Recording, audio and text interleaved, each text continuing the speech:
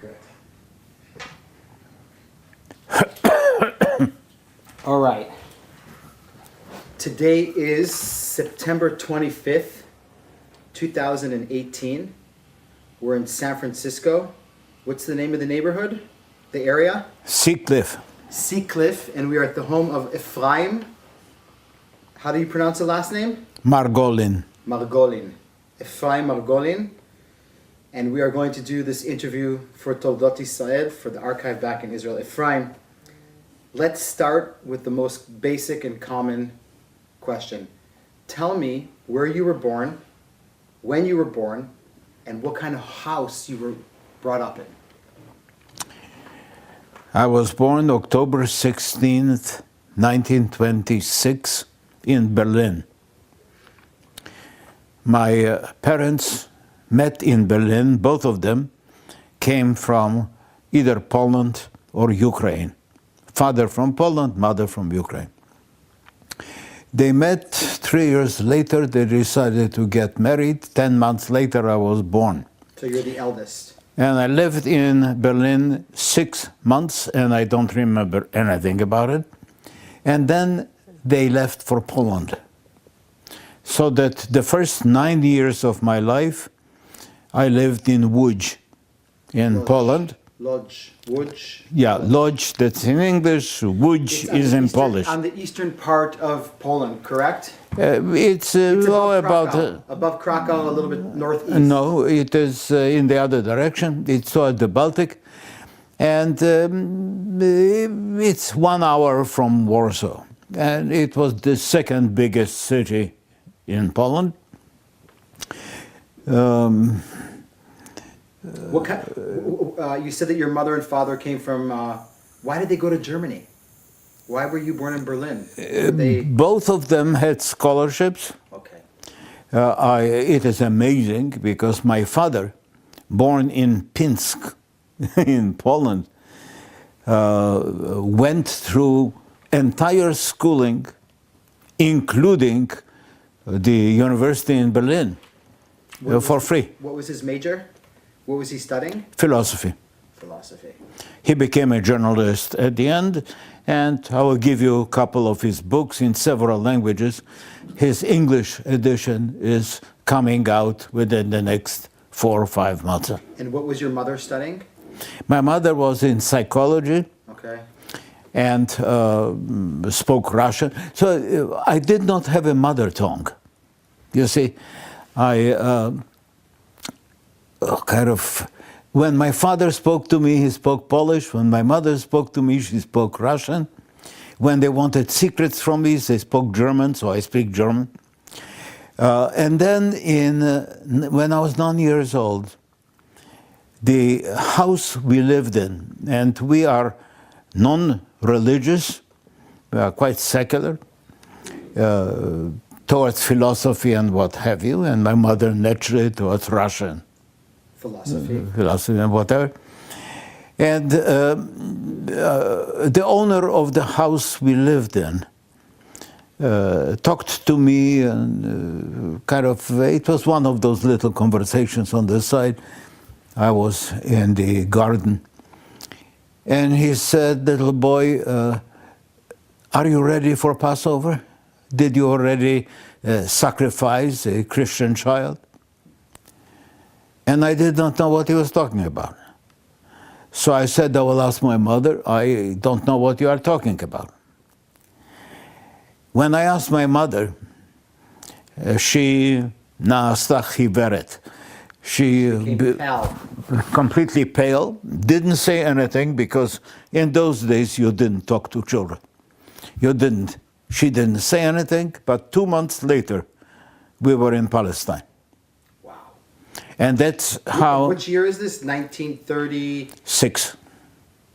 I arrived in August, I believe, and suddenly I was no longer a Polish kid and a Russian kid who was born in Germany. I was in Israel, where I did not understand anybody or anything, and where I was basically called Polish Dripke. Everybody was something, Yeke. Some were Sabras. The Yeke, there was the Poles. Yeah. You know. I was a Polish Egyptian, and for the first 6 months in school, I didn't open my mouth. I didn't understand what was going on. But then the teacher, we had a very good teacher at the time. Where in Israel, where in Palestine do you guys go? Tel Aviv. Tel Aviv. Do you remember that? Bet Sefer Tichoni LeMischar. But then it was not yet Tichoni, it was... And where in Tel Aviv? This is the neighborhood of? Geula Street, 30 Geula Street. Right near Mugrabi, near the movie Yes. theater. Yeah? Yeah. Now, we're jumping... In those days, Mugrabi was the center of town. Yeah, of course, of course. That in Kikara Moshavot, Yeah. at the other end of Allenby, that was the... But I want to go back a little before we get to your coming to Palestine. So in Lodz, your mother and father, your father is a journalist?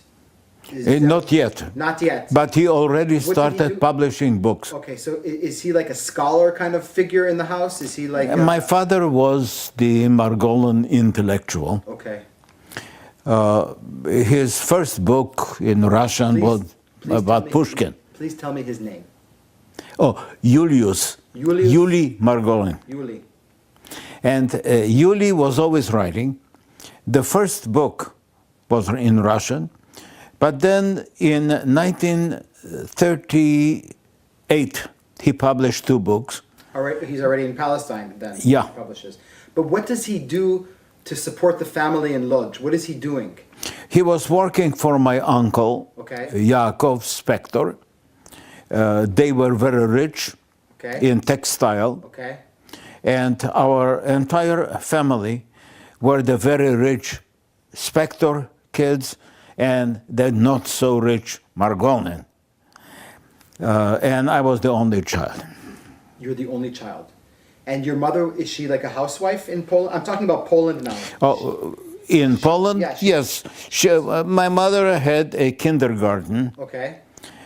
some 25 kids. Wow. I think that was her way of trying to get me educated.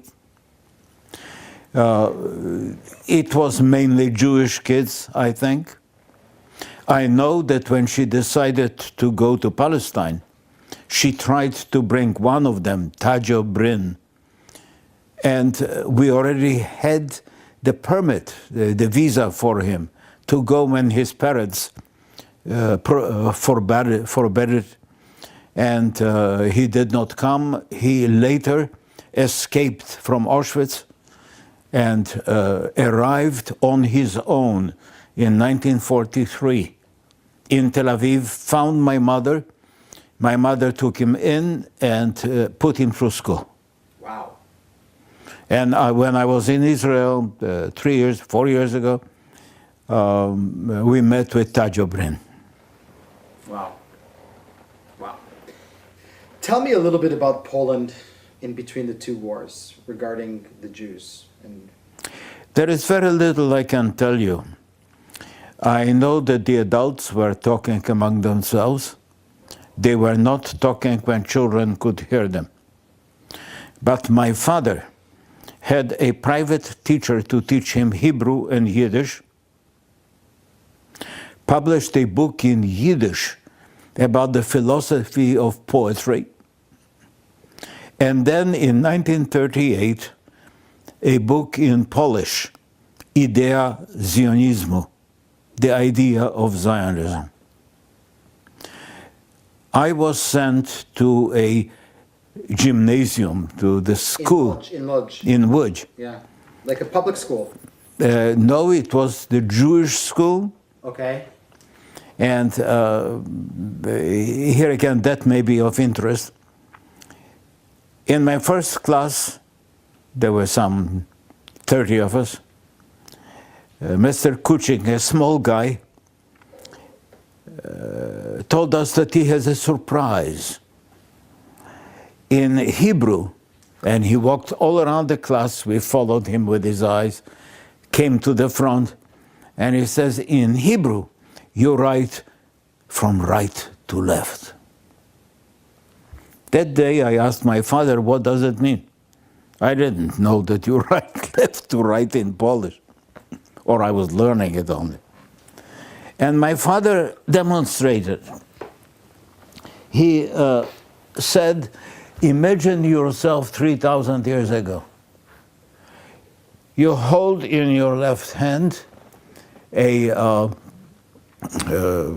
stone, or you hold whatever you can write on. And you don't write, but you have to actually gauge out letters. That's why you gauge them right to left. I was terribly impressed by it. It made sense. And only later did I realize that my father was right-handed. Were he left-handed, that particular thing would have been no longer true. So the gymnasium that you went to was a Jewish school? Yes. It was private? Yes. It cost money? Yes. Did your I cannot answer, I don't know. No. We were comfortable. Yeah. We lived on the third floor of an apartment house, which only had 3 floors, in a very nice section. I think that we were the only Jews living there, in that area. And it was only 2 blocks away from my school. I was never allowed to go out on my own. Really? Yeah. They knew, I didn't know. Right. But they knew that you don't go out alone, or if you do, it's risky. Yeah. Wow. Is there any political tendency in your family at this time? I'm talking like Zionistic. Today you would call them liberal Jews. My mother believed that all culture was Russian poetry. My father was more into the German philosophy, phenomenology. And the conversations were usually much above my head. Sure. My father's Hebrew teacher, Bloom, several other friends. We later had a painting of Bloom, which I donated to the Magnus Museum in Berkeley.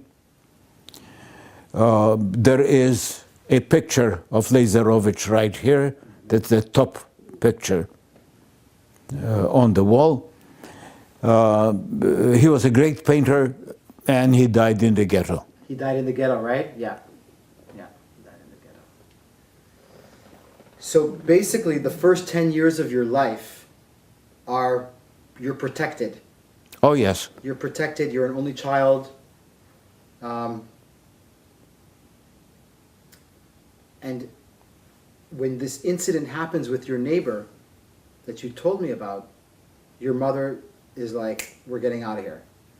Yeah, they must have talked about it before. Not in a day or two. You said it took 2 months or something. It is not only that they saved my life, because Israel saved my life.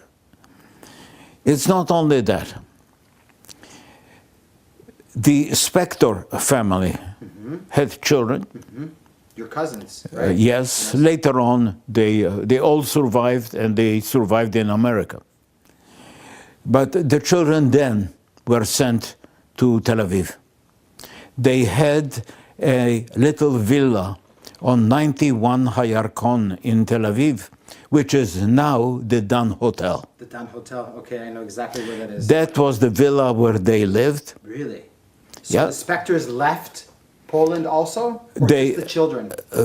All the adults remained in Łódź working, because that's the only way they could support us in Palestine. Did they support you guys also in Palestine? I believe so, because I cannot imagine how else it was. In the very beginning, when we arrived in Tel Aviv, we were looking for a place. My mother was looking for a place. My father was there once a year. In 1938, I visited Poland to see my father. Wait a minute. You immigrate to Palestine with your mother Yes. and not your father. My father remained for 3 years, had a visa to La'alot, to immigrate to Palestine on September 3, 1939. Germans entered Poland 2 days earlier. He escaped the Germans, and the Soviets sent him for 5 years in their concentration camp Gulags. in Gulag, and that's where he wrote when he later was saved, because my mother helped save him, and arrived in Palestine. He wrote his famous book, which is now coming in English. What's the title of the book in English? In English, I don't have yet a title. In Hebrew? In Hebrew, Be'eretz ha'asirim, Be'eretz ha'asirim. Путешествие в страну Зека, In Polish. Russian. Russian. Yeah. It also came out in Polish. So you come in 1936 with your mother alone to Palestine. You settle in Tel Aviv. Yes. Rehov Geula, number 30. No, that was my school. That was your school. Sorry. Yeah, Okay. we settled at Trumpeldor 10, and after that we moved right to... next to the cemetery. Yeah. And then after the after the war started, one of the Italian air bombs did not demolish, but hit the villa of the Spectors. The Spectors sent their children back to England, then to America. And we moved to Schenken 16. And I lived on Schenken 16 for the rest of my Israeli time. Okay, perfect. Now let's get to your immigration. 1936, you and your mother come to Palestine. Yes. Obviously by boat, right? Through Yes, Hamburg, by boat. or through Gdansk. Through Romania. Through Romania, through Constanza or some. Yeah. Took a train from Poland down to Yeah. Romania, and then out the Black Sea to Yeah. Palestine. You arrived probably in Haifa, Yes. and There was no other port then. yes, there was no other port. That's true. And you are 10 years old. Not yet. Not Almost 10. And you, Yeah, and, 9. And you must feel very alienated. Yes, absolutely. It did not occur to me that they saved my life. Of course. All that occurred to me is that I was taken from a home that I got used to.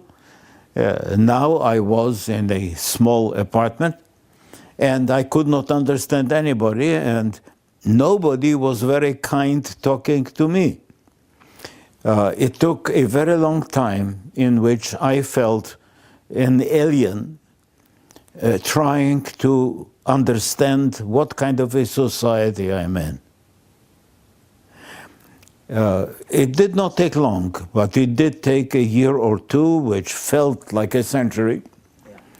And then our teacher at some point asked a question I understood.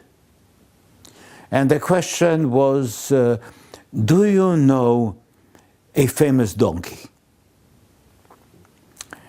And I raised my hand because I was preparing, and the teacher didn't even know my name. Yes. And I said, Bil'am donkeys, which was correct. However, I could not pronounce the hey and the chet. So when I said it in Hebrew, I did not say Hamoro shel Bil'am. You said? I said Hamore shel Bil'am. The class exploded In laughter. in laughter because I just called my teacher a donkey. Jackass. I could not figure out why they are laughing at me, but I kept silent for the next 6 months. You know, in 1936, the communication between, you know, your father's in Lodz. How are you guys communicating? Through letters? Letters, and once a year we visited. Either he visited us or we visited him. And where do you have your bar mitzvah? That's another story. Okay. My father was not there. He was in Siberia. My mother told me that I am supposed to become a bar mitzvah boy, and I told her I don't want it. I have never been in a synagogue. I was quite, by that time, learned in the Bible, whatever you learn at that age, and we learned quite a bit. But the idea, for me, religion, that means Orthodox Jews, and I was not one of them, and I had nothing to do with them. And my mother said, you have no choice. Your father will want it, and you are going.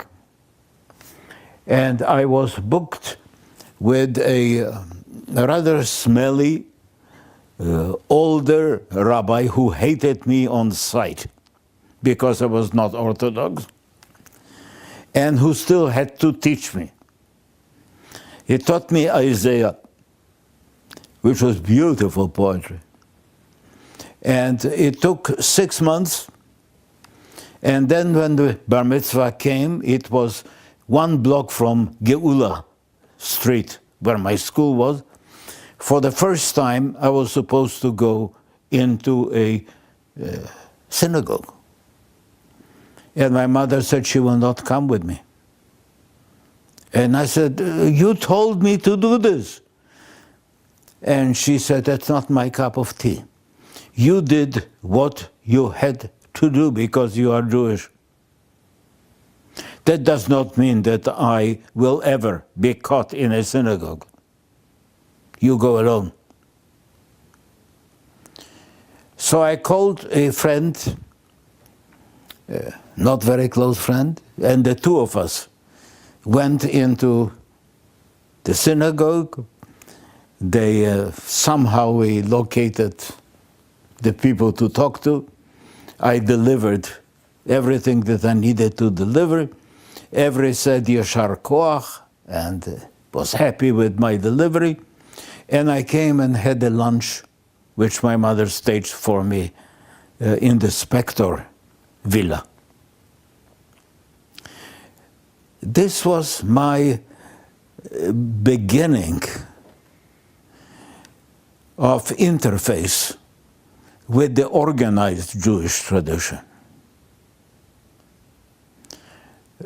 To me, Palestine, which later became Israel, to me, Palestine really was almost the way Herzl imagined it. Herzl thought that everybody would be speaking German there. I imagined everybody would be speaking Russian.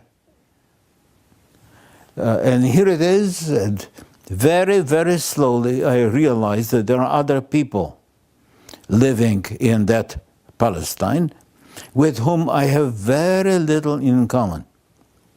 And yes, it is the rabbi who taught me Isaiah, but I don't know what he made of Isaiah.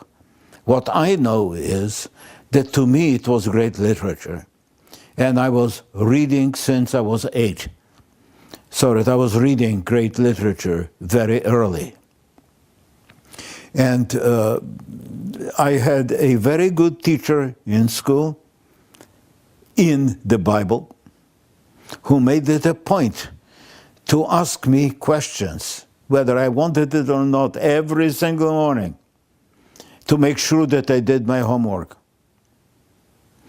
When I graduated high school in 1945, part of my graduation requirement was 200 chapters of the Bible by heart. This is why today I am a Judaic scholar. But it took a very long time coming. Yeah. A lifetime. I'm glad you like it. No, I'm just saying, yes, yes. Wow.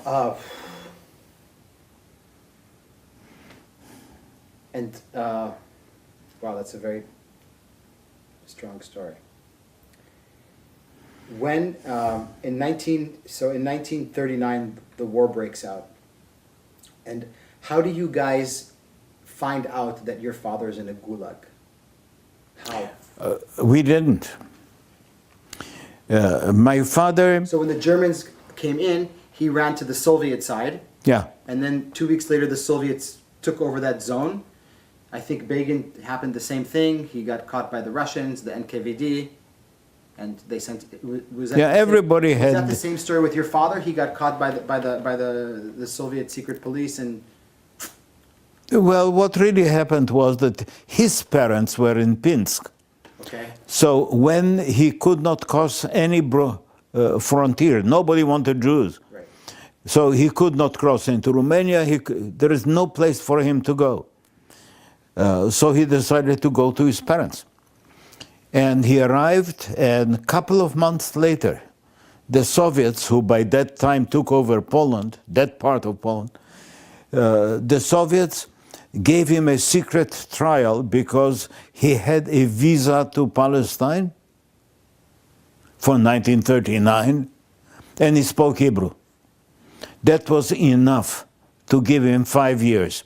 He was marched on foot to Karlofinia, and from the moment they took him, he was lost.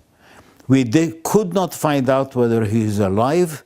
We could not allow to know what happened to him. He simply disappeared. For 5 years. A little less than that, because this is when my mother comes in. My mother was a very unusual woman. My mother, that's forward 2 years, 1943. The Polish army formed, and via Persia. Are we talking about Anders' army? Yes, Anders' army. They came to Palestine. This is how Begin came to Palestine. The army came to Palestine, and my mother started advertising in the Polish newspaper of the army. Did anybody ever see Dr. Julius Margolin? 60 different people showed up. It was for I almost said coffee. No, it was not coffee, it was tea. For a glass of tea and 2 cakes, which is what you did at that time. So they would come and tell about your father, and they get a call. And they will tell where my father was buried and how my father was killed. They told it, so they said to your mother? Yes. That he's dead? Yeah. All of them? No, each one had their own story. We could not figure out which one was the true story. There was no way to check anything. And at some point, somebody, number 59 or 58 or 57, told her that he is really in such and such place, in such and such gulag. So based on that statement, and without any way to verify it, my mother started putting every penny she had, because now she was working physical labor. Every penny that she had went into buying food packages, which were sent to the Soviet Union, to that gulag, to my father. And they would go like a stone in the water, no response. And that took 2.5 years. She didn't know if he was receiving. We didn't know, but she continued. And she didn't have money. And I don't know how she did it, but she worked and she did it. And then we got suddenly 6 telegrams. I still have them somewhere in my papers. 6 telegrams from my father. Received 6 packages, whatever it is, and later instructions. Send this, do not send that. We found out that my father is alive. we found out that this is where he was. And then we also found out that there's nothing we can do about it. There is no way to help. There is no way to bring him out. It is as wars do. You are caught in a war and there is nothing you can do. And then... Please, and then? And then some of the miracles that happen. And excuse me if I go into really the story of my father and my mother. Absolutely. But what really happened at that point was that my father still had his Polish passport with a visa, which is now expired, for Palestine. And the Russians installed a pro-communist government in Poland. After the war. After the war. And they allowed any Pole in Russia who claimed that he wants to go back to Poland, to go to Poland. So my father, who by now already served his 5 years, but was forbidden from leaving the place in which he served it. So that was the 6th year. And my father managed to get to Poland. That was the miracle. Once he was in Poland, my mother tried to revive the visa to Palestine, and the British refused. Of course. It took a year. The specters in New York by now were trying to get him to Latin America. All kinds of... They were trying to get your father to Latin Yes. America, yeah. Yeah, to get anybody. Please understand, you know, if anybody ever sees this thing, you live in a different world. In 1944, 1945, 1946, nobody wanted you if you were a Jew, period. It didn't make any difference whether you are liberal, conservative, good Jew, bad Jew, makes no difference. If you are a Jew, you are out. We could not get my father out of Poland. Nobody wanted him. It is my mother who took a year before she changed the British attitude, and my father got his visa back. How did she do that? Had nothing to do with it. All I know that she was doing it and talking about it. And all I know is that on one certain day, he was leaving Poland to France, and he ended up we had Spector family in France too. He stayed with them, could not get out of France. The French would not sell him a ticket to Palestine. And after 3 weeks, by the way, that chapter of his book was just translated, and I got it yesterday. And I read it yesterday. And he's telling the story of how he could not get out of France to go to Palestine. And then a ship came in and he did get out. And we went to Haifa to meet him. And naturally, he came in, he did not look the way I remembered him. Half of his teeth were missing. He had white hair. But he was absolutely filled with energy. And for the rest of his life, he became a great, really great writer. So that now, 45 years after his death, his books are coming in a variety of languages, because that's the story of what a, quote, regular, liberal, non-Orthodox Jew found when he ended up in the Soviet Union. So your father was out of your life for 9 years, 10 years. For a very long time, and even before that he was working. And how was it to have him back in your life? Yeah, I had great difficulty getting used to him. Sure. By now, I managed to become a different Ephraim. I had to meet my father, and it was difficult for me to become his friend. My entire life, to this very day, I am still competing with him. I could not be a philosopher, but I am reading philosophy. I could not write, but I am writing. I will never be as good as he was, but I became a top attorney in a different field, not in his field. It was always a competition with my father. We became friends when he came to visit me many, many years later. I was in San Francisco. I took him to Yosemite. In Manteca, on the way to Yosemite, my father went back to what he always did. He started telling me about his professor, Husserl, and how great Husserl was.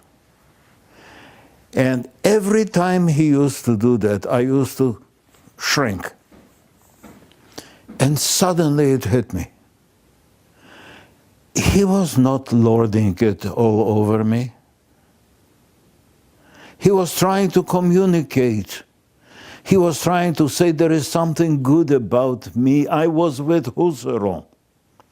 He was wooing his son. And I suddenly realized, yes, there is something in a family which I kind of shut down before. That families are important. That the ability to connect with the father you compete with your entire life is an important thing. It is part of what makes you into a human being. So I'm sorry if I... Don't be sorry. This is don't. I asked Yeah. the question, and you answered very. You are forgiven. Okay, so I should be the one who should be sorry.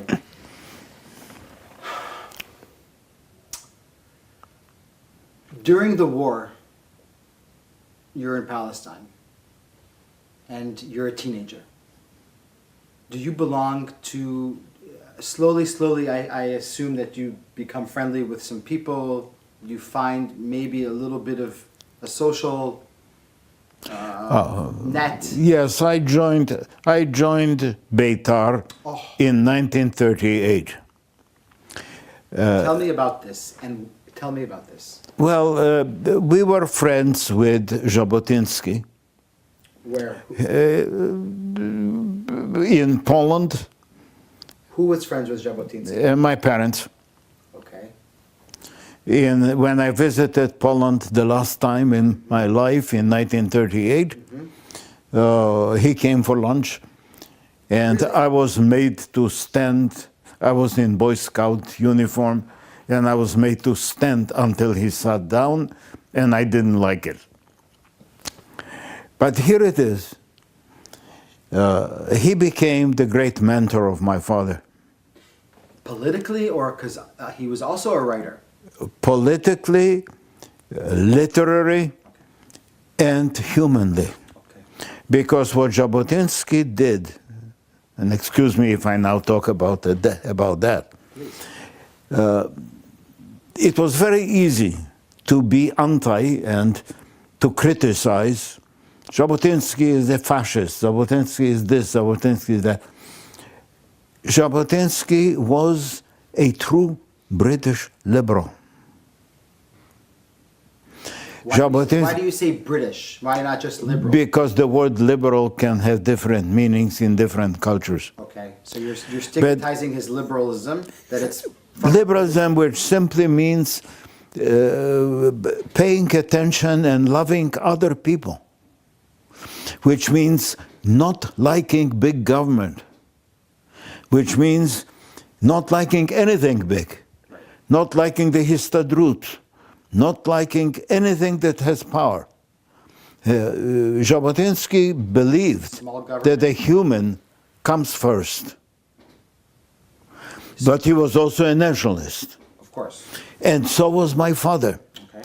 And here it is because of that I kind of wandered, and I don't remember the details of it, into Beitar.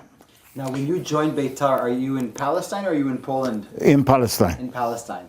So you come back from that last trip in Poland. Yes. You come back to Palestine and you say, I met Jabotinsky. Yeah. I'm going to join Beitar. Yes. Where do you go? Who do you do? It was not far from my home on King George Street, Metzudat Ze'ev, which at that time was a one floor. I have some pictures, and I even wrote an article about it later on, which I will give you. It was Boy Scouts, except that it had a paramilitary slant. Wing. In other words, we were constantly training, and you stood to attention, and all kinds of things like that. For the first time in Palestine, I found people I could talk to. And it was strange, because they came from entirely different background. One thing that sticks in mind, it's strange how things stick in mind. We went for a night over hiking to Har Napoleon. And we were supposed to bring food with us. And my mother gave me a big hard-boiled tnuva egg. Why tnuva? Because Jewish chickens are important. You don't buy cheap Syrian eggs. You buy Jewish, you promote Totzeret Haaretz. So I come with my beautiful big white egg, and our commander says, bring all the food together, we will all be sharing it.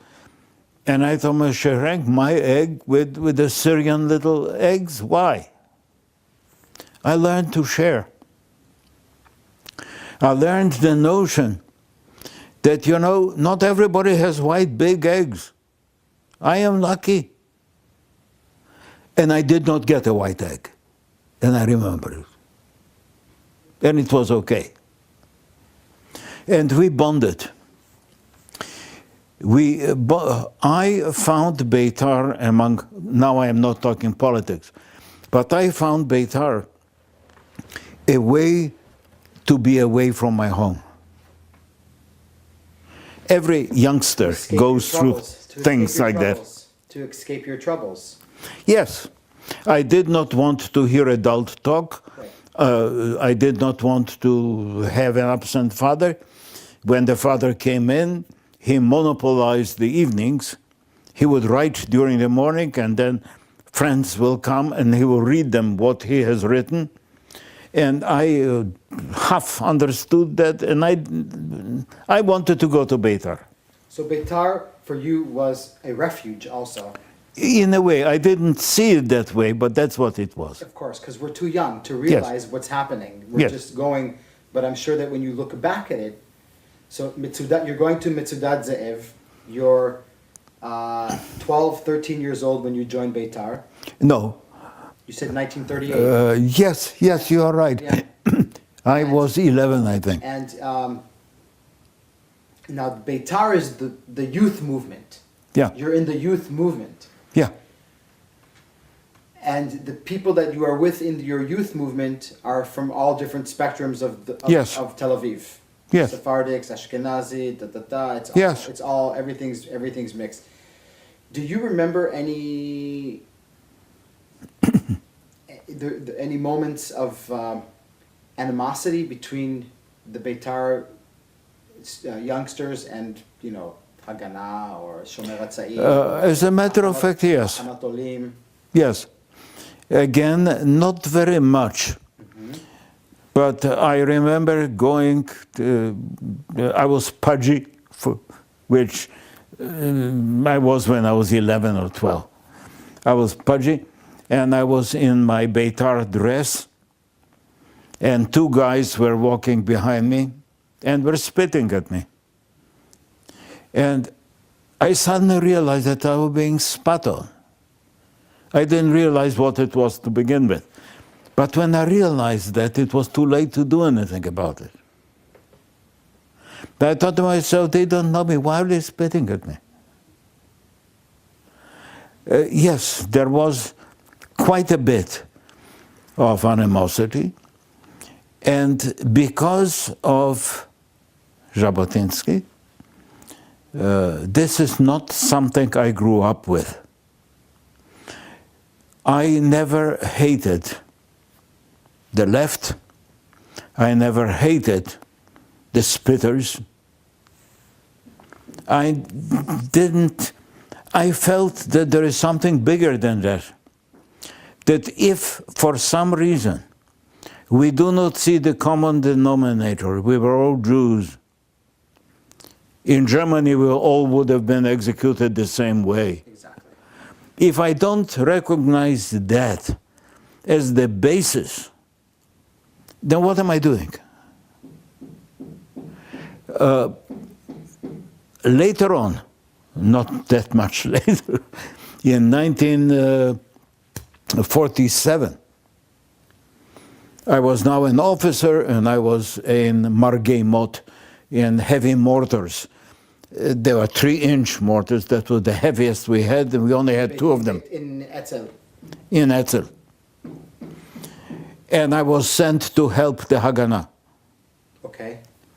And I was sent out in charge with 1 Margema and 8 soldiers. And they looked at me as if I was an animal or some strange, you know. And I went in, and I have learned my very big military lesson. We were sent to a place, and we were told the Iraqi army is a mile away. We talk kilometers, not miles, but a mile away. They have cannons and they have mortars. Take them out. That's what I was there for. Nobody ever taught me, when you have to face both, whom do you hit first? What is the military notion of who is the more dangerous?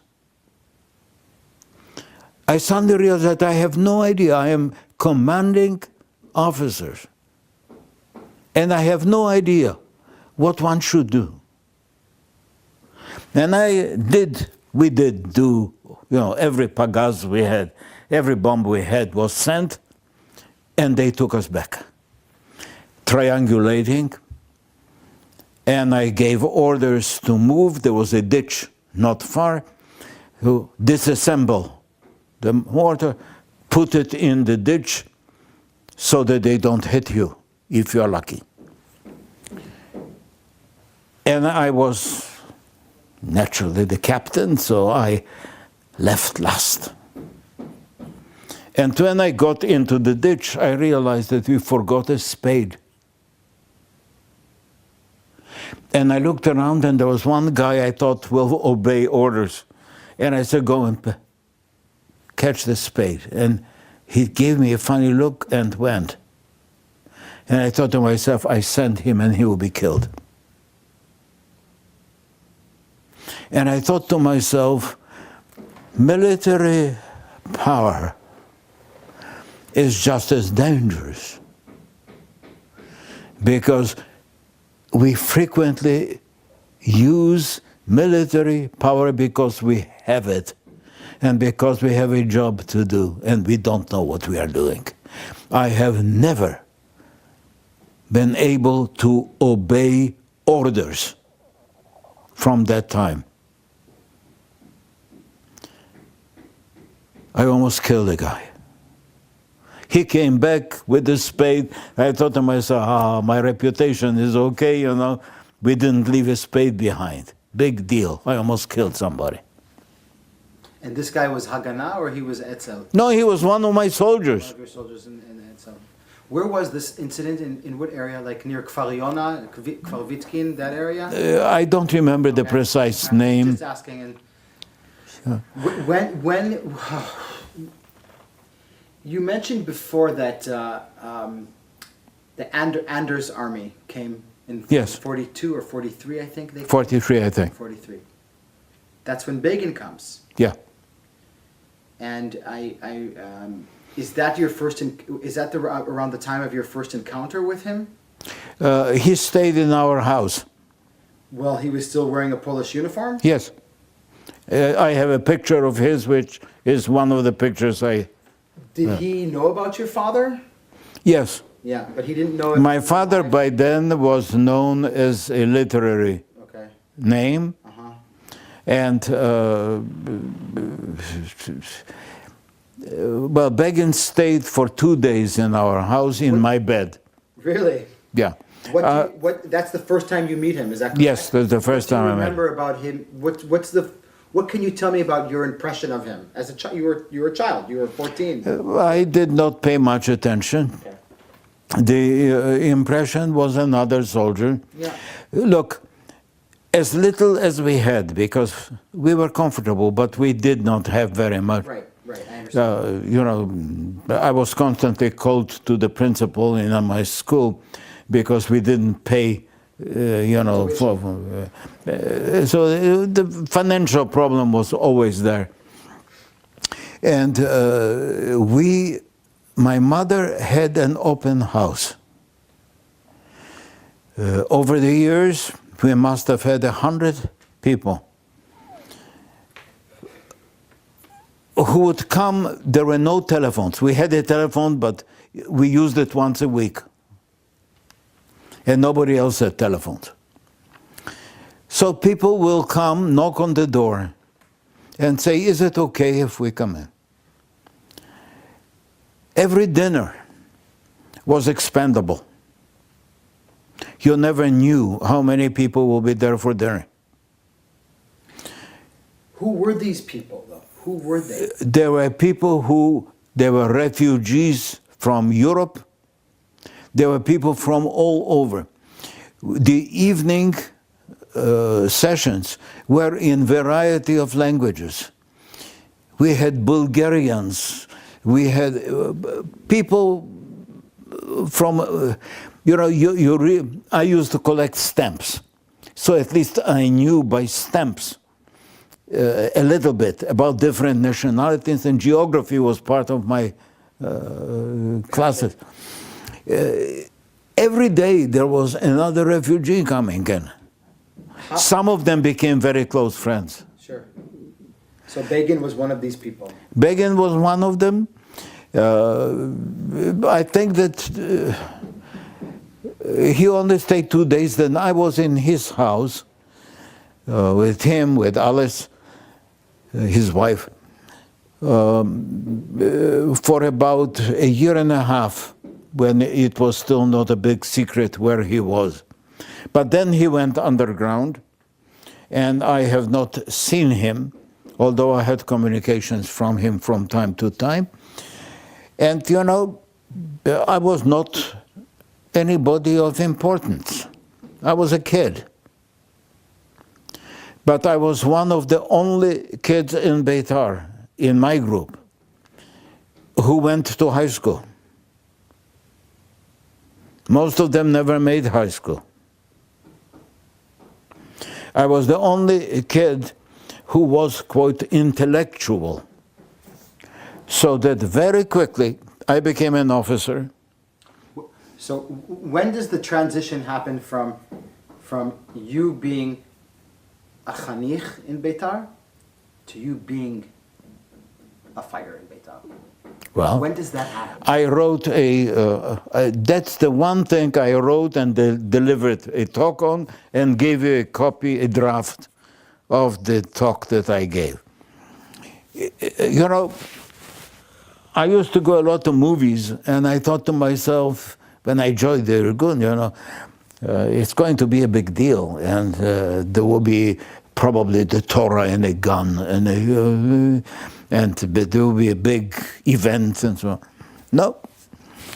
I received as usual, a communication, all by pe, oral communication, that somebody wanted to meet me on Shenkin Street, a block away from my house. And I walked there, the guy stood in the shadow, could not see his face, and whispered. And he said, are you ready to die for your country? At that age... How old were you? How old were you? 15? By then, no, I must have been 13. And I said, sure. And he said, are you willing to join the Irgun? And I said, yes. And he said, you'll be notified. Period. That was all. That was it. It was the same as Beitar. There were more people than Beitar, but it's the same. And it was a gradual sort of a thing. And in no time at all, I was either lecturing for Irgun or lecturing for Beitar. Who cared by what name? And I was lecturing about history of Zionism. And I am lecturing about Hadar. Lecturing to who? To new people who will become officers. That's officer school. I don't call it school because it was small, you know. And I must have done it for maybe 4 years, so that I considered myself a politruk, somebody who is just talking, who is teaching and talking and so on. So no operational, just teaching? Oh no, they would not send me to any operation. I was physically not a big guy and all that. And I threatened that I will quit unless they do, because some of my colleagues were already killed. Some of them were executed. Some of them were sent to Kenya, yes, out of Palestine. Sure. I was there, the good golden boy, you know. I was too young to be in the military, so I wasn't in World War II. I was not in Poland for the genocide, so I was saved. Now I was in Irgun, so they would not use me for anything combative. So I forced them into doing something about it. And the first of those things was, and here again I wrote about it, but the first thing is I became a secret radio announcer. Announcer? Which was crazy because I speak with an accent. In every language I have accent. And here it is, and but I was ordered to do it, so I did it. I would be given notice that an hour from now you should be at such and such place, and a written statement to read. It was Kol Tzion Halochemet, the voice of fighting Zion. And here, decision making, which made me feel terribly important. But decision making. I'll tell you only about one place. He became Supreme Court Justice, Zussman. I was in his house in Tel Aviv. So I walked to the house. There were already 2 guys there who established the radio equipment, which took only a couple of minutes, and it came in valises. And at some point, I was given a sign, and I would say, Kol Tzion HaLochemet. And now the question is, if I repeat it too short, nobody will be listening to it. Because that's the only way they knew where on the radio. What frequency, what channel, yeah.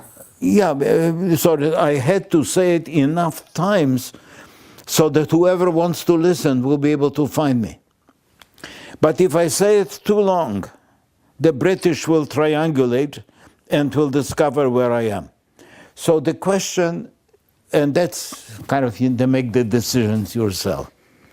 There's a question of how many times do you repeat the Kol Tzion HaLochemet? Then I would read it, and then I would quickly leave, nonchalantly walking down the street as if nothing happened. I have never been pursued by the police. They never paid any attention to it. Later on, I thought to myself that the whole radio exercise, which took years, was for the purpose of printing it later in leaflets and having the leaflets attached in a variety of places. So that was simply a means of communication. Sure. Whether anybody ever heard me speaking, I don't know. Yes, I do know, because when I came to class in school, people would giggle. They recognized my voice. And I would pretend that, what are you talking about? Does your mother know that you're in Beitar? Yes. She doesn't know that you're in the Irgun, though. Yes. She does. And your father? I didn't talk about it, but Of course, she knew. But she knew. And your father? My father was not there at the beginning. Right. But later when he came? Yes. Yes. My father kind of approved generally. We had our disagreements because we were liberals and not everybody there was. But the most important thing that I can report from that time, think of the word hadar, which is again Jabotinsky word. Jabotinsky had three words: tagar, which is fight; Beitar, which is the name of the organization; and hadar. And hadar meant gentleness. It meant what later became democracy. It meant caring for others. That teaching, hadar, was about the most difficult teaching I have ever done. But this was the one thing that I was doing and not many others were doing. I was teaching not the military part of the military, which I did not know that well, except for my Margimot 3-inch mortars. Which came after. Well, I was only given half a day's training on the Margimot, and then I was the expert. That was Israel of the time. That just shows you what the situation was. That was the situation. I was given one training in pistols without a shot, and one training with a rifle with 5 shots. And what do you know? With the rifle, I hit bullseye 5 times, and I was immediately proclaimed a sharpshooter. The master. The master. The master. This, and I sent people like me into the fight. We didn't have anything better. I want to talk right now and open up a whole different thing about your relationship and connection to Menachem Begin. Okay. After several years of knowing each other but not being close, Altalena came up. I had no idea what Altalena was. Altalena was the name that Jabotinsky used in one of his feuilletons. But that was a ship. And we were told that Americans equipped a ship and that Irgun people were manning it and that we were bringing weapons to Israel. This is June 1948. 48. It was in between the two parts of War of Independence. There was Ayasha Afuga. Yes. There was a ceasefire. It was right on the first ceasefire. Yeah. Peter Bergson, Hillel Cook, was the American who organized the whole thing. I knew him, but never met him. By the way, I was interviewing, this is about the Altalena, I was interviewing a specialist in New York named Myron Sugarman, who is knowledgeable about the Jewish mafia connection to getting weapons to Palestine. In New York and LA, and like there was a lot of connections. They didn't care if the ship was Irgun or Haganah. They didn't care. Yeah. And this guy told me that he is almost certain that the Altalena, the money that was raised to get those arms, was raised by Mickey Cohen, who was a big-time Jewish gangster in LA and very close to Bugsy Siegel. And he explained to me how he's almost certain that the Altalena, Mickey Cohen, was the guy who raised the money. He didn't purchase, he passed the money on after, but it's an interesting... Yeah, I would not know anything about it. No, I'm just saying, but please, so... What I did know was that Hillel Cook was the one who was doing money raising and was making it a public issue in America. Mm-hmm. And I had no idea that the ship is coming or what's on it. Right. But Tel Aviv is a small place, and somebody told me that, did you hear, Altalena just arrived. So I went to the beach. I ran to the beach. I was on the beach for hours and hours and hours when nothing happened. And then shooting started. It's very difficult to, and shameful maybe, to describe strong emotions.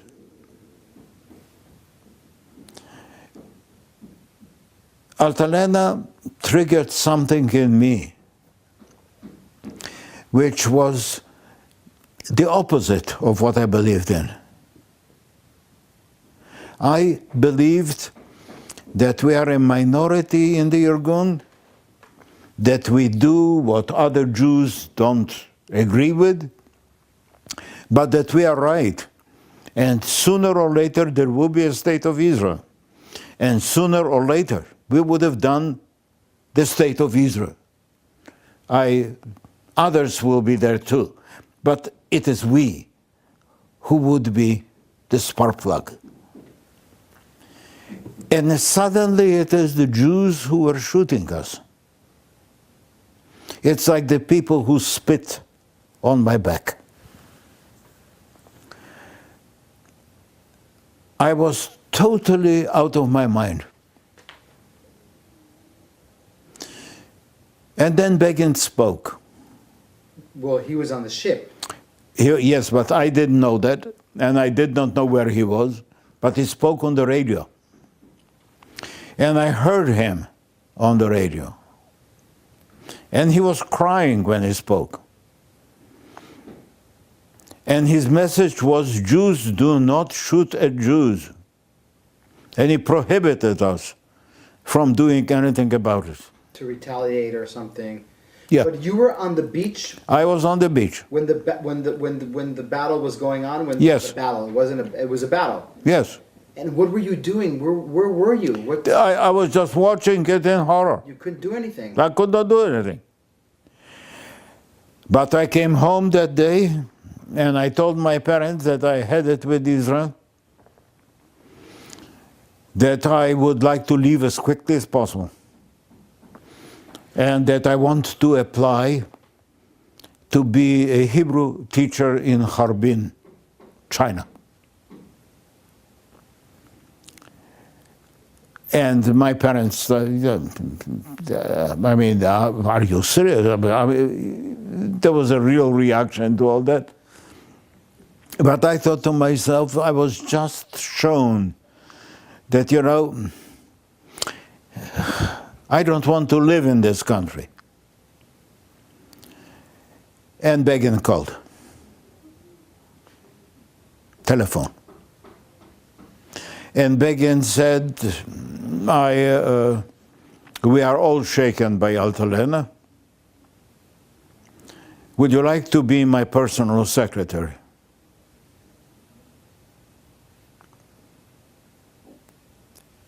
I didn't know what to say. I said, sure. And I went through maybe a week or 10 days, something like that, of taking stock of myself. Of taking stock? Stock. Of just checking, who am I? What am I? Cheshbon nefesh? Cheshbon nefesh.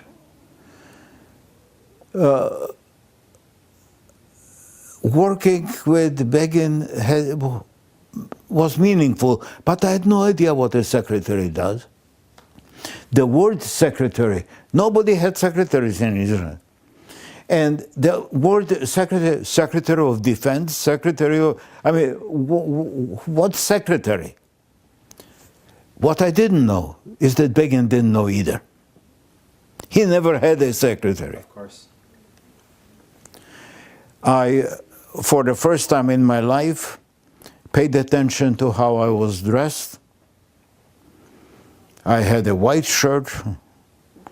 I had stocks that did not crumble down. But pushed up. I took care of my looks. And I arrived, I don't remember now where it was. In Tel Aviv, he lived in Tel Aviv. In Tel Aviv, yeah. Rosenbaum, I think, Rehov Rosenbaum, I can't remember. But I don't remember So you now. arrived there. I arrived. Begin walked in and kind of curtly said, Boker Tov. And I said, Boker Tov. And he didn't say anything else. And I suddenly found out that I have nothing to do. He opened his own mail. He answered his own telephones. He made his own appointments. He did everything by himself. I was there sitting. A variety of the bigwigs of the revisionist party started coming in. Bader, Landau, people, and there were loud arguments and talks and so on. And I was there sitting and not opening my mouth and thinking to myself, what am I doing? I was underqualified, overqualified, what is it? For 2 or 3, and I was paid 30 pounds a month. That my first real paying job. 3 or 4 months into the job for the first time. And the war is going on. Yeah. 3 or 4 months later, Begin found what I am supposed to be doing. You see, dozens of people wanted to see him. He would see anybody who wanted to see him, give them 10 minutes, then turn them over to me and said, my associate, as he called it, or my secretary, will take care of you. The result was that a professor can come from America, spend 10 minutes with Begin, and then 3 days with Ephraim. Now, I was the legitimate soldier. You were his ear. I was in Jaffa, I volunteered to go to Jaffa to fight. In the battle, yeah. Yeah. I was a soldier, I was the Irgun man. I was the teacher. I was in Hebrew University at the time. I was intelligent. That's how I met a guy called Harper. I had no idea who Professor Harper was. I did not know what Yale Law School was. I heard the name. But, you know, I also heard all kinds of other school names. Didn't register. But what about, how long does this job with Begin go on for? About 8 months. And what can you tell me about him personally? What you remember about him? Very withdrawn. Mm-hmm. Full of excitement when he spoke. Very determined. And very far away. Far away. I have never warmed up completely. He never warmed up completely? No. So he was hesitant. I was hesitant. Oh, you were hesitant. Why were you hesitant? Because you were afraid, or you felt out of place, or? No, because you see, I am a Jabotinsky guy. I believe in the way Jabotinsky talked about the kindness, not only the military part. So you thought that he was too militant? I thought that he was more extreme than I was. More extreme than, okay. But on a personal level, there was no warmth. You didn't. No warmth, but always he was very kind to me. Yeah. They say that he had a depression that he suffered from. It could be later in life, or I don't know. That was later in life. That was later in life. That Yeah. was later in life that he had. But so you worked with him for 8 months, Yeah. and then he went to Jerusalem, and Raziel Naor became his secretary. She was real secretary, and I didn't have a job. and what about Yechiel Kadisha? I don't remember him. You don't remember him? I remember the name, but Yeah. yeah. Wow. Now, where were you? There's two questions I want to ask you. Where were you on Kaftet November? Do you remember where you were when the UN partitioned Palestine? I was at home in bed after, I think it was after Yaffo. What happened was that I was not sent to Yaffo. Irgun entered Yaffo. The Etzel won that battle. Yeah. Yeah. But Ethel never told me. And naturally, as I told you, they did not want to send me anywhere. Yeah. And I was, my skin was bad, you name it. Oh, I always had bandages. Medical, why? And You had bandages? yeah, Why? Some medical problems? because under my knees, the skin was completely shorn off. From what? I was hit by something. Okay. And in Yaffo, I was hit again when I was walking. I walked into Yaffo, picked up a rifle. Nobody paid any attention to it. And you just joined. And just gone and saw a British tank facing me. Nice. Yeah. And then the tank withdrew. And the British were gone. And what about when Ben Gurion declares the state on May in '48? Do you remember where you were? On that, I remember that Friday afternoon. listening to, no, I was in bed probably at home, Schenken 16, because I could not get out because of my leg, and did not go to the, what was it?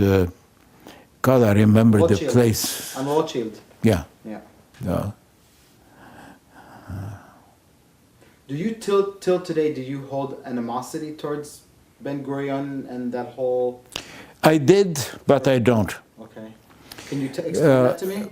You see, I lived through maybe 10 years, 15 years of my life with feeling that Ben-Gurion, that the other Israel. I never hated him. But I always thought that he was a short vision, including some very small things, you know. And here again, who knows who was right? Huberman, I don't know whether you even know the name. Huberman was one of the greatest violinists in the world at the time. Huberman decided that with Germans expelling Jews, at that time only expelling Jews, he will create the Palestine Philharmonic. It took 3 years to create it. Huberman gave his life to it. Einstein helped him raise money. It's one of those things. From 17 different countries, the top musicians were solicited to join. An orchestra was created. It was one of the miracles of intellectual Zionism. Ben-Gurion promised that he will allow the symphony people visas. He only had that many to give out. The British wouldn't give them enough. And when everything was ready to start, Ben-Gurion changed his mind and advised Huberman that Israel needs young people who can work. They don't need musicians, which was one of those real questionable Ben-Gurion things. But be it as it may, it took the Commissioner General, British Commissioner General of Israel, of Palestine then, to arrange to issue 70 additional certificates so that Israel Philharmonic exists. That's what really happened there. Mm-hmm. Yeah. And I was kind of, at that point, fascinated in that part of Israel's life. Because when the first concerts were given, two things maybe, I'm sorry if I talk so long about it, but two things happened. Number one, there was no place in Tel Aviv big enough to accommodate the number of people who came. 200,000 people requested tickets. All the different concerts together allowed 15,000. 200,000 wanted to come. It was like you wouldn't believe it. For Israel, it was a terribly important step into the intellectual arena. And Ben-Gurion changed his mind by that time. But, you know. So this was 48, 49, 40, 47. 40, yeah, 47. 47. 47, yeah, something like that. And they got Toscanini to conduct. I mean... I wanted to ask you about, I mean, of course, the Altalena incident is, you know, one of the most probably shameful incidents in that whole era. It's, you know. Well, later on, you know, many years later, I had several friends in San Francisco when I was chair of the JCRC. Also an outsider, you know, in the organized Jewish life, but chair of JCRC. Several women of Hadassah. And at that time, Hadassah was very, I mean, the top... Yeah. The top women here were in Hadassah. And I was teaching them Hebrew. And I was teaching them history. And And Shirley Kaufman, the poetess who later settled in Israel, was the one who organized that for me, and we became friends. And I was her attorney when she divorced her husband, who was one of the pro-Israeli people here. Okay. The guy she married was the guy who shot on Altalena. Who what? Who shot at Altalena. He was what? There was many of them. He was the commander. I thought that Yitzhak Rabin was the commander. No, it was not Rabin. It was a professor from Hebrew University. Do you remember his name? I forget it. Okay. But we had several discussions about Altalena. And the discussions, basically, he didn't want to shoot. And then he was ordered to shoot. And then he obeyed the orders. And do you obey every order that you get? And we had, very friendly, but a discussion, a debate. And I thought to myself, it's a different life now. And ever since then, a terribly important thing that happened to me, maybe I'm jumping.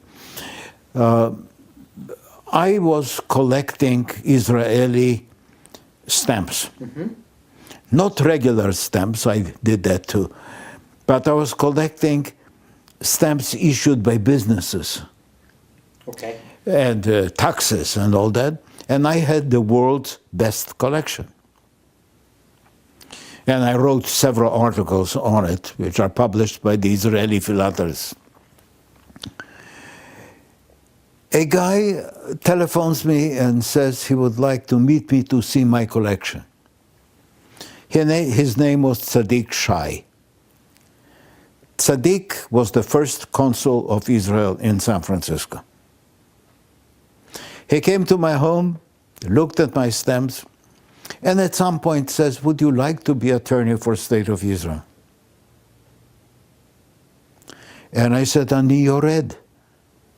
I was still filled with guilt. Ani yored. Anger. And he said, that word has no longer a meaning. The question is, do you want to help? It's a free, we are not paying for it. It's a free job. Would you do it? I said, sure, I will do it. This got over my guilt feelings. But why guilt? Anger I can understand, but why guilt? Because you don't leave a battle scene. There was no longer battle, but in Israel there will be battle always. Right. And here it is, I suddenly find myself the darling of the American bar. When do you leave Israel? I left it twice. Okay, the first time. 1950. So very soon after. And you leave with anger. Oh, yes. And I went through 6 years in America. I was on Ellis Island for 3 months as a test case of whether Irgun people can be admitted on a visa. They knew you were Irgun at Ellis Island? Yes. Because of Irgun. And then, when I was paroled into the United States, I was given a Israel hero reception. I was not a hero. Where? By the New York mayor. So on one hand, they wouldn't let you into the country. And on the other hand... They paraded you as a hero. Yeah. That was America. And then you went to school. Where did you go to school? Yale. You went to Yale Law School? On complete scholarship for 3 years. Wow. And then I graduated close to top of my class. Okay. Then I was a fellow at University of Pennsylvania, which was not very happy. Okay.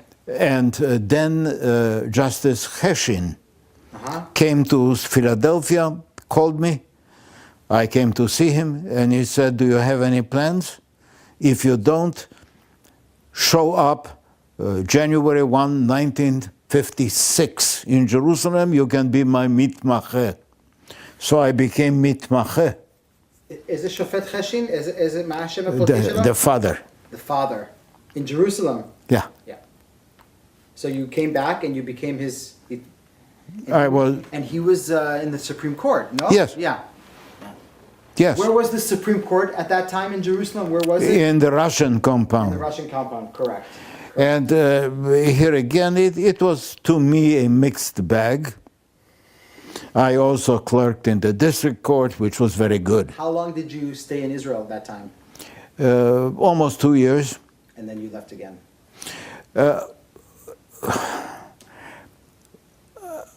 I was paid 60 pounds to be a mitmache. We got an apartment for 1 year, 2,000 a month. I went through all my money. I didn't have any money left.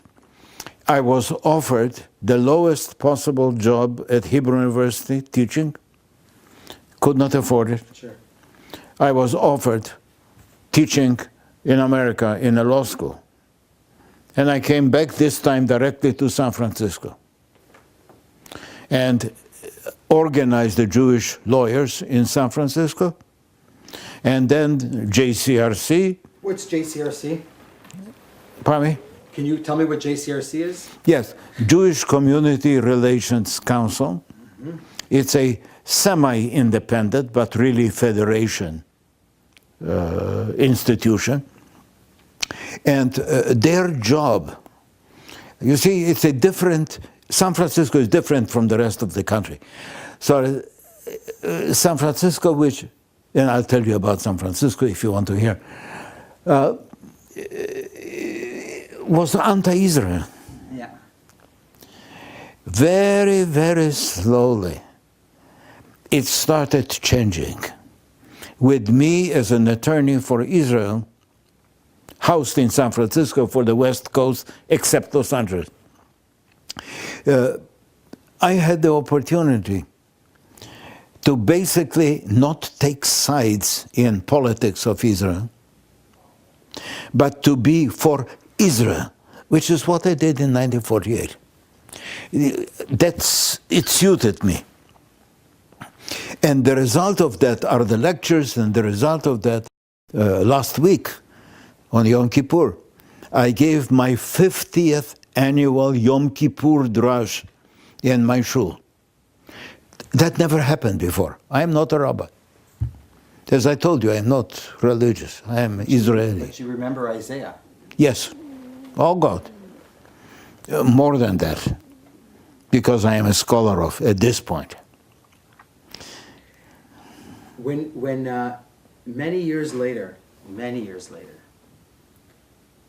did you ever have any contact again with Menachem Begin in any shape or form? I tried to stay away. You tried to stay away. Okay. I was, when I was in Israel the last time, when my father's book came out in Hebrew. What year was this? 4 years ago. Okay. I have a copy of the book for you. Okay. When I came there, I was in the Begin Institute, and they did what you are doing now. They interviewed you? Yeah, I am interviewed there. And,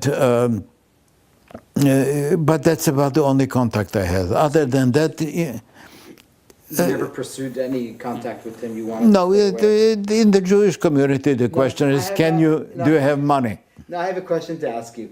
If you would have been living in Israel throughout all these years, just a question that I don't know if it's a philosophical question. Do you think you would have been a cherutnik, or do you think you would have been Mapai, or do you think you would have been liberal, or how do you think? I was. Do you ever ask yourself? Yes, but I asked me it's differently. I asked myself in terms of I was chatzi mevushal. I was not ready to do anything serious. It took Yale, it took psychoanalysis in America, it took many years of living in the American anti-Israeli, basically, society. Before I could become mature. When I was much younger, I was referred to as the future Prime Minister of Israel. By being in America, I think that I did more for Israel than I would have ever done being there. Probably. I can completely understand that. Did you ever ask yourself why? Why did Begin pick up the phone and call you after Altalena? Why? I don't know. I can, speculate. And the speculation, he knew my parents, so he knew me. He knew that I was at the Hebrew University, so that maybe there was some intellect there, maybe. He did not really know what he was doing, but he wanted to have one of his, quote, intellectual members there. And it was just a warm, sweet thing to do. He was a loyal guy. We didn't do that much for him. We had him 2 nights in my bed. There was no reason. But then when I look back and I look at who my friends, I am still friendly with those who are still alive from my Irgun days. Most of them are gone. And the funny thing is that we never talk politics. It is extremely difficult to explain to Israelis why I take the position I am taking in America. So I don't do that. You see, before the consulate opened here, 3 of us got together. It was a guy, David, who died, who has a restaurant downtown. It was Dr. Kaufman and Ephraim Margolin. The 3 of us would treat Israelis for free. Any Israeli who walks in, no matter who they are. We went through some 300 people. David will give them place to stay in his hotel and place to eat. Kaufman would give them medical treatment. I would give them legal treatment. That was before I became attorney for the State of Israel. Now, when you say attorney for the State of Israel, you mean an honorary attorney for the State of Israel? Yes. Yeah. Yeah. Yes. Yeah. I was asked, it was very sweet that they asked me. It made a meaning in my life. But I left the same way I came. I simply did not notify the new Consul General that I am their attorney. And memory fugit, so that I didn't notify him, he didn't notify me. It's a great way out. Yes. It's a great exit strategy. Yeah. How did you feel when you went to the Begin Institute? Was it the first time that you were there, or you've been there before? I did not really realize how emotional I was. But more than 100 people showed up, and to my surprise, I addressed them in English. I didn't realize I was speaking English. Because you were excited.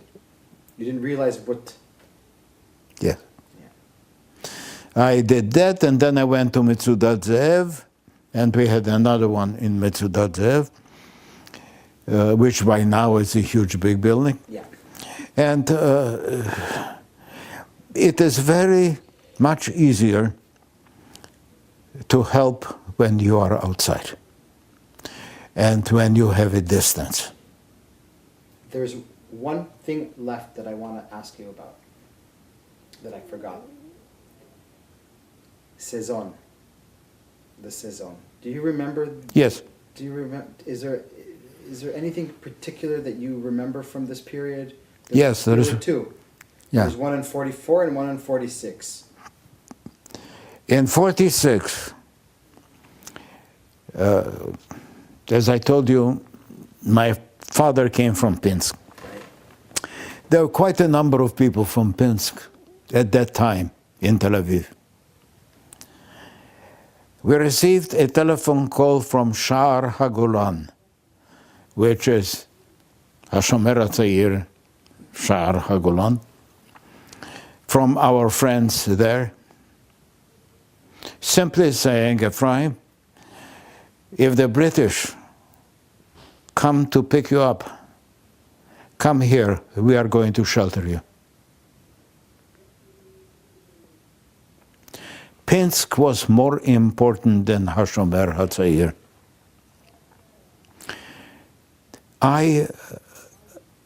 When I talk about I don't hate, the others,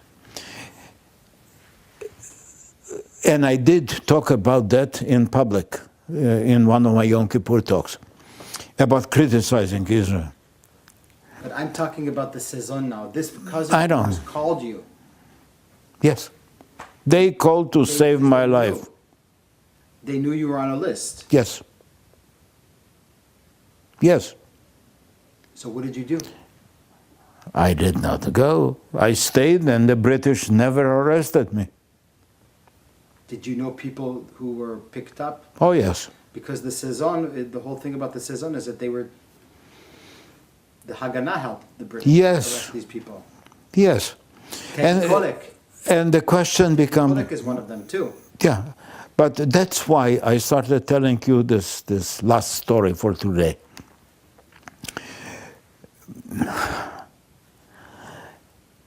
The question of criticizing Israel. Most Americans saw Israel as a theory. Most American Jews never came to Palestine, never came to Israel. The statistics right now show that about 49% American Jews visited Israel. So what happened? What happened was that in America we talk about Israel. But when you come to Israel, it depends with whom you speak. Americans go to Israel, and if you happen to talk to, call it HaShomer HaTzair, it's no longer that, but you come back not as a lover or hater of Israel. You come back as a lover of hater of that particular part of Israel. Correct. And the result of that is that coming back to America, it's very easy to be critical the way Israelis are. Of course. But Israelis are because they are cultured in Israel. We, in America, suddenly arrogate to ourselves the very easy, immediate, emotional reaction and live by it. This is the opposite of what happened to me when I received a telephone call from Sha'ar HaGolan. What happened there, without saying so, was, hey, we are Pinsker, and that is more important. We come from the same place. We are Israelis. This is more important. We are not New Israel Fund. Yes, I'm a member of it. We are not the conservative. We are not the Orthodox. Any Israeli who comes in when there is no consulate will be served without a fee. You can do that if you think about Israel and not about the individuals. You know.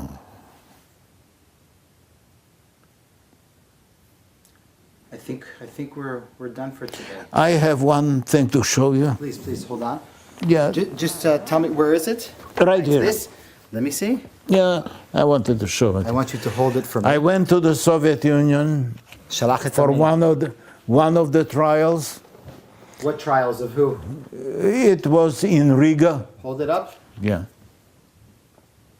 Okay. תחזיק את זה. Hold on. Hold it here. There we go. What does it say there? I went to Riga for the trial, and it was not until I arrived in Moscow on the way that I realized that the name Margolin might have some meaning there. That was under the Soviets. And yes, I was called by the secret police, and I was told that I would be expelled, but I wasn't. What year was this? What trial? 73, something like that. We did it. That was part of what we did For Soviet jury? for Soviet jury. Okay. And this is the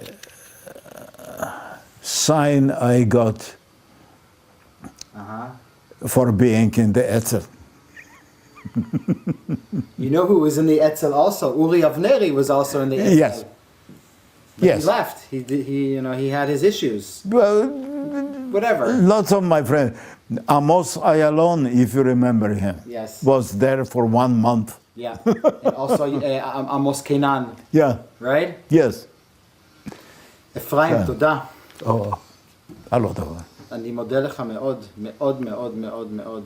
This was a very unique interview, very deep, philosophical. Thank you. תודה. Okay, let me take this microphone off of you so that you don't